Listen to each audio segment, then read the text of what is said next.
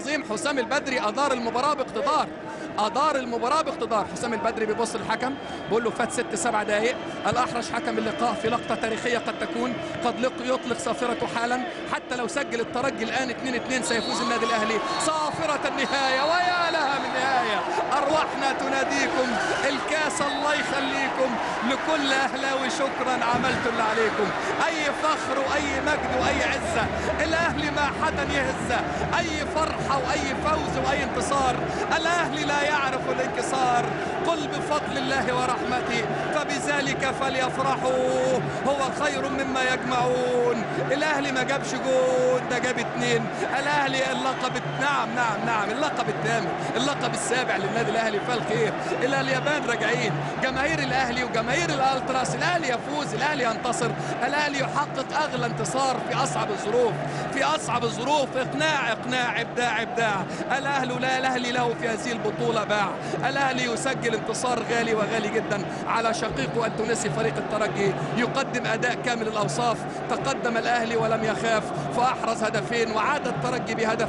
تماسك الأهلي وقدم أداء مثالي، أداء كبير. مبروك للنادي الأهلي، مبروك لجماهير مصر الوفية. هارد لك لنادي الترجي، نادي كبير، نادي محترم، والشعب التونسي شعب كبير وشعب محترم. ولكن جاءت الفرحة من نصيب المصريين. نعم أرواحنا تناديكم، الكاس الله يخليكم. شاءت الأقدار فهطلت الأمطار، فحقق الأهلي انتصار ليصعد مكانه الطبيعي على مبروك للنادي الأهلي وهارد لك لنادي الترجي. النادي الأهلي ومراسم تسليم الجوائز والميداليات، مراسم تسليم الجوائز والميداليات الذهبية والكأس للنادي الأهلي. طارق دياب وزير الشباب والرياضة والنجم الأسطوري ولاعب القرن لكرة القدم التونسية والمحلل أيضا الكبير من قبل هنا في قنوات الجزيرة الرياضية. العمري فاروق وزير الشباب والرياضة المصري، وحماد الجبالي رئيس الوزراء التونسي، ورئيس بعثة النادي الأهلي المهندس هشام سعيد، وكبار المسؤولين. وتسليم الميداليات الفضية لنادي الترجي لرابع مرة في تاريخ نادي الترجي. وليد الهشري صاحب هدف مباراة الذهاب من ضربة الرأس العملاق الذي شارك في اللقاء، ولكن اليوم الحقيقة وجه بهجوم شرس من النادي الأهلي فلم يكن لديه القدرة على مجابهة كل هذا الهجوم، فنجح النادي الأهلي في الانتصار. يوسف البليلي صانع الهدف الوحيد لنادي الترجي في المباراة، وحسين الراجد لاعب الارتكاز. غياب كان واضح لأفول لاعب خط الوسط أمام حضراتكم يستلم الميدالية الفضية، الجناح الأيمن الخطير مع حسام الدربالي في هذا اللقاء. شاكر الزواغي الذي شارك في هذا اللقاء كظهير أيمن.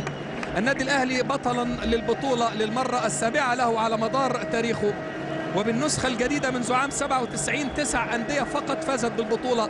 الأهلي المصري 4 مرات، هذه هي المرة الخامسة بالنسخة الجديدة. الرجاء المغربي مرتين، أنيمبا مرتين، مازيمبي مرتين، أسك وهارتس اوف اوك، والزمالك المصري والنجم الساحلي والترجي مرة واحدة. لكن النادي الأهلي بشكل عام في 9 نهائي ليه في البطولة يتوج بطلا، ويفوز لأول مرة على الترجي في تونس بشكل عام، ويفوز الأهلي لأول مرة مع حسام البدري. حسام البدري لم ينجح في الفوز من قبل، وهو مدرب للأهلي خارج ملعبه، هو مدرب لإنبي خارج ملعبه، هو مدرب للمريخ السوداني خارج ملعبه، ولكن جاء الانتصار ولهم انتصار التتويج لأغلى بطولات النادي الأهلي. كل البطولات غالية لكن هذه البطولة بالذات لها مذاق خاص. طارق دياب ونجوم نادي الترجي زعلانين أكيد ولهم الحق، ولكن بنقول لهم برافو، أديتوا بأداء جيد وروح رياضية محترمة، وأديتوا بشرف. للعام الثالث على التوالي الترجي إلى المباراة النهائية، إنجاز يحسب للنادي ولإدارته ولرئيسه حمدي المؤدب ولجماهيره الكبيرة الغفيرة، ولمدربه أيضا الصديق العزيز نبيل معلول المدرب التونسي الشاب الذي حل بدلا منه. أعتقد حسام البدري سيكون هو مدرب العام على مستوى الوطن العربي، في أن يصل بالنادي الأهلي للمباراة النهائية في حد ذاتها بطولة، ما بالك عندما يصل ويقدم هذا الأداء المثالي. هذا هو حسام البدري، 51 سنة مدافع النادي الأهلي، فاز بالبطولة كلاعب 81. أثق أن طارق دياب يقول له مبروك، فزتوا واستحقيتوا وعملتوا ماتش كبير. إن طارق دياب من يومه حقاني، من يومه صادق، من يومه جاد، من يومه واضح. إذن كلمات تحسب لحسام البدري من أسطورة الكرة التونسية طارق دياب. العمري فاروق، وتحية خاصة من العمري فاروق وزير الشباب والرياضة الحالي وصانع انجازات النادي الاهلي الفتره الاخيره مع مجلس الاداره، هشام سعيد المهندس هشام سعيد رئيس مجلس الاداره، محمد يوسف مدافع الفريق السابق ومدربه الحالي، احمد ايوب وش السعد على الفريق عندما حضرت البطوله من جديد للنادي الاهلي، كان مدافع كبير وعظيم، طارق سليمان مدرب حراس المرمى الذي اعاد ويحسب له وللجهاز الفني وللاعلام المصري عوده شريف اكرامي الى الحاله النفسيه والذهنيه والثبات الانفعالي العالي جدا جدا جدا. تهنئة خاصة أكيد من هشام سعيد رئيس بعثة النادي الأهلي لكل اللاعبين، لهم جميعا كل التقدير، لهم جميعا كل الحب والعرفان بالأداء الكبير والروح العالية اللي أدوها. الإداري أيضا سعيد له دور من التكريم الجميل. دكتور إيهاب صالح واحد من الأطباء اللي لهم دور كبير جدا في مشوار النادي الأهلي.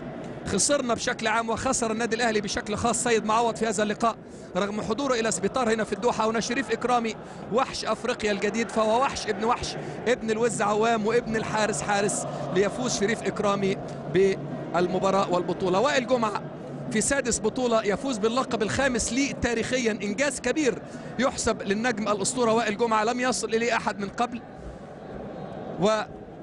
أيضا عماد متعب لم يشارك في اللقاء ولكنه متواجد مع الأهلي باستمرار بقيمته وكفاءته الكبيرة. شريف إكرامي، وليد سليمان صاحب الهدف الثاني، هدف اطمئنان للنادي الأهلي وجماهيره الكبيرة والغفيرة. تريزيجيه أحد الصاعدين الواعدين، حسام عاشور أحد الجنود لن أقول المجهولين بل المعلومين، لأن ما قدمه حسام عاشور أعتقد واضح للجميع، جهد بدني، جهد فني، تركيز عالي، ثبات انفعالي، قل عنه ما شئت، قل عنه ما شئت.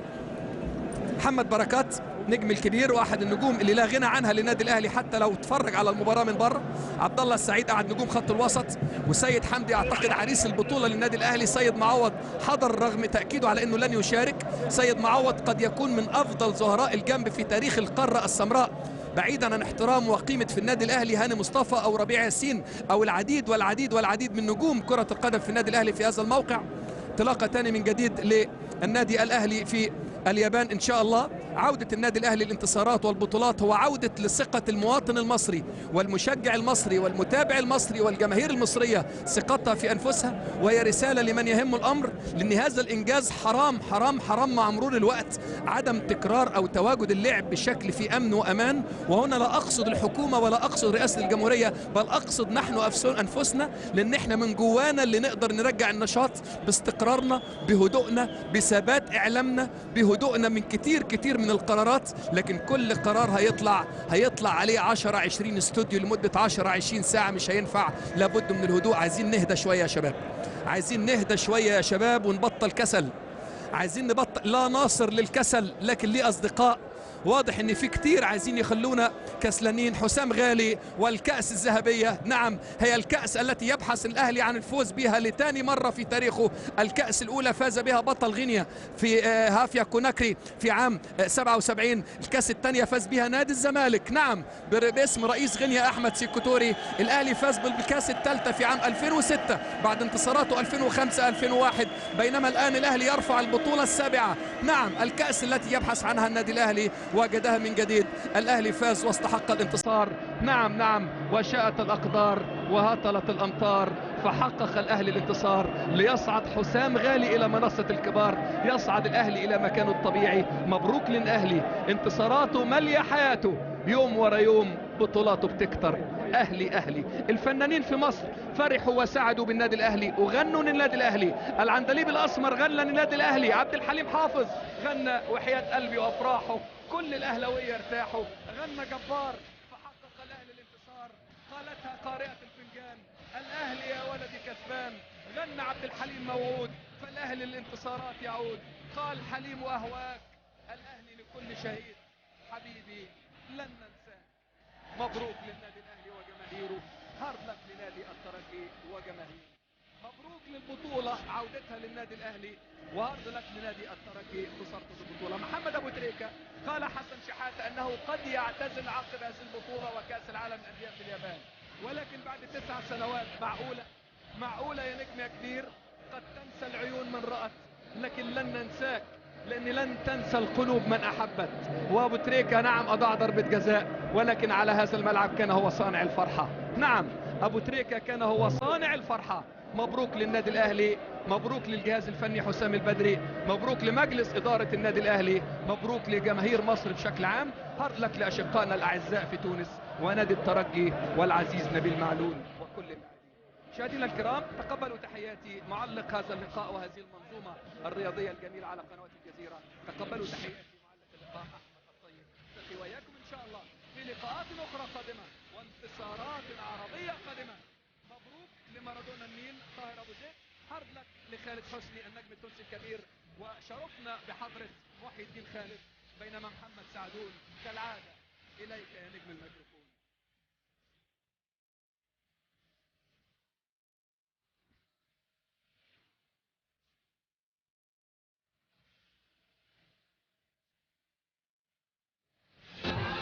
شكرا لزميلين أحمد طيب عصام الشوالي. مرحبا بكم من جديد، نعيش معكم لحظات تاريخية جديدة رائعة يقدمها نادي الأهلي المصري لجمهوره لشعبه، كذلك بتحقيقه للقبه السابع من عمر وتاريخ هذه البطولة، منفردا بهذا الرقم القياسي الكبير. بطولة جديدة يضيفها النادي العريق الكبير على المستوى العربي الإفريقي وحتى العالمي منذ أن تأسس في 24 من شهر أبريل لعام 1907. هو يضيف لقبا تاريخيا آخر على الأراضي التونسية بفوزه اليوم على الترجي بهدفين لهدف واحد. كابتن